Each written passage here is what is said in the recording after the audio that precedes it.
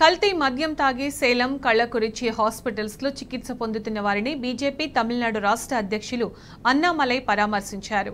వారి ఆరోగ్య పరిస్థితిని వైద్యులను అడిగి తెలుసుకున్నారు. ప్రజల ప్రాణాలు కాపాడడంలో డీఎంకే ప్రభుత్వం ఘోరంగా విఫలమైందని ఆరోపించారు. ఇందుకు పూర్తి బాధ్యత వహిస్తూ ఎక్సైజ్ శాఖ మంత్రి రాజీనామా చేయాలని డిమాండ్ చేశారు. సీఎం స్టాలిన్ దీనిపై ప్రజలకు సమాధానం చెప్పాల్సి ఉందన్న అన్నామలై తమిళనాడు వ్యాప్తంగా ఆందోళనకు పిలుపునిచ్చారు.